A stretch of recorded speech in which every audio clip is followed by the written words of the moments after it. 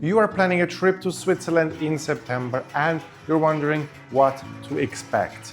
Well, in this video, I'll tell you everything you need to know and more because this is Switzerland Insider. My name is Greg. I'm Swiss.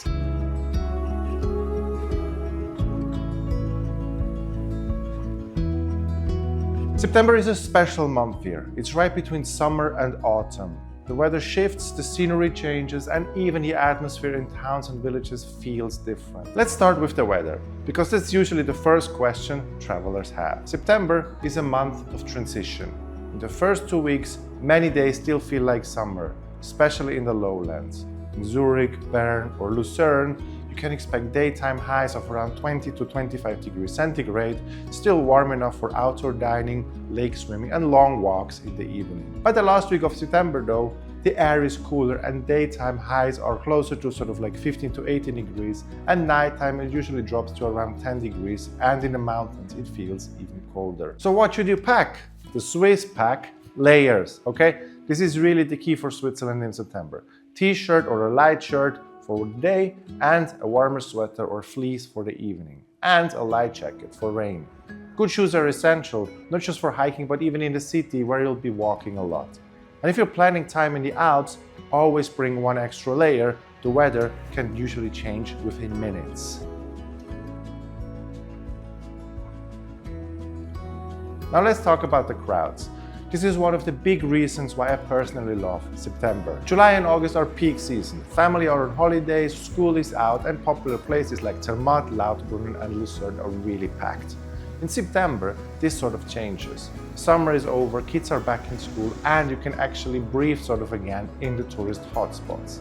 You'll still find visitors in famous destinations. Don't expect to be alone in Lauterbrunnen or Grindelwald, for example, but the difference is noticeable. Trains aren't as full, hotels are easier to book, and the overall pace is a bit calmer. Another advantage is in the cities. They feel alive, but not overcrowded. Locals are still spending time outside, enjoying cafes and lake promenades, but the international tourist groups are fewer. It's a much more relaxed experience, which is a perfect opportunity to explore the cities in detail.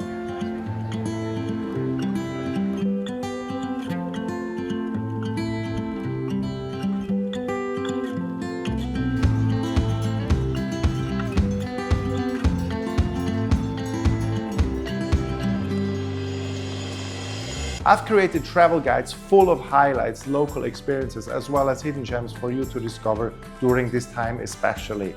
You'll find more under switzerlandinsider.com/guides or linked below. September is one of the most beautiful times of the year for landscapes in Switzerland, and part of the reason is that you see two seasons at the same time. In the Alps, September means the end of summer. Okay, meadows are still green, cows are still grazing, and trails are open, but the light feels sharper and the morning's cooler. By the middle of the month, the first touches of autumn start to appear, okay? The larches in the higher valleys start to change colors and forests slowly shift from green to gold. On clear days, you might see snow on the very highest peaks while walking in sunshine below. Now, September is one of the best months for activities in Switzerland because you get to experience the very last part of summer while also enjoying traditions that usually belong to autumn.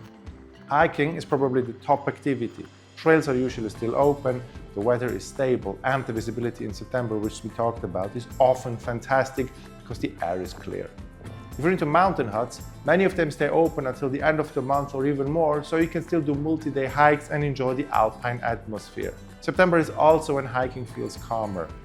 Trails are quieter compared to July or August, and you can walk for hours without meeting large crowds. Now let's talk about traditions and festivals, because September is full of them.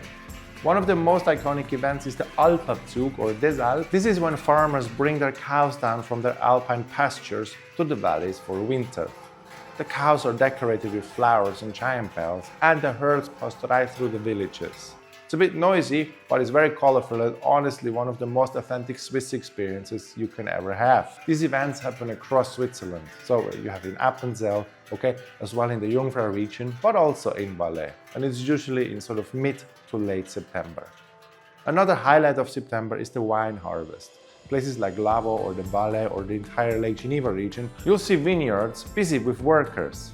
many towns celebrate with wine festivals where you can taste local wines, eat regional food, and enjoy music and parades. Besides these, there are plenty of small fairs and markets happening all over the country. These aren't always in guidebooks, but if you're visiting the town or a village in September, check the local calendar. You might stumble upon a harvest festival, a cheese market, or a village fair.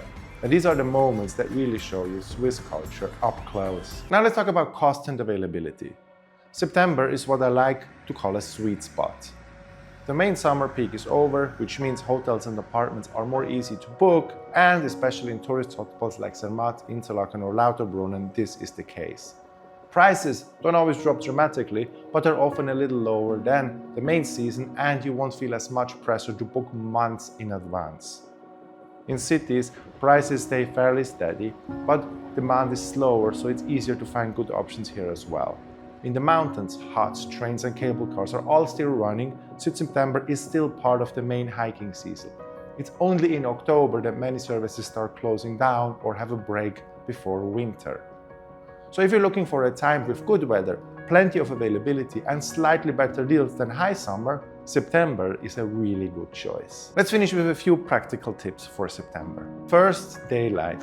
At the beginning of the month, the sun sets after 8 p.m., but by the end it's closer to 7 p.m. That means you're planning hikes or mountain trips, it's best to start earlier in the day so you do not run out of light. Second, clothing. September really is about layers. During the day you might be fine in a t-shirt, but in the evenings you'll want a sweater or a light jacket. In the mountains, mornings can be cold, so always pack one extra warm layer. And don't forget a rain jacket because showers can happen. Comfortable shoes are important too, and it doesn't really matter whether you're in a city or you're in the Jungfrau region. Third, transport. September is still full season for trains, boats and mountain lifts. Everything runs normally and you do not have to worry about reduced schedules. It's only in October that some lifts and huts start closing. So, if you're coming in September, you can count on everything being open. And finally, the light. September is one of the best months for photography in Switzerland. In summer, the air can sometimes feel a bit hazy, but in September the visibility is usually very clear.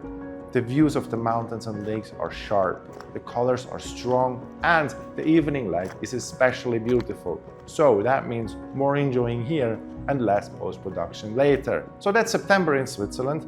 If you need more help planning your trip, check out the guides I've linked in the description, or you can book a consultation with me and we can go through your plans.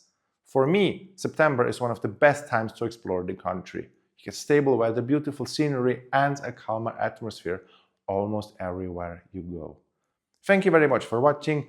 See you soon around in Switzerland. Bis bald und tschüss.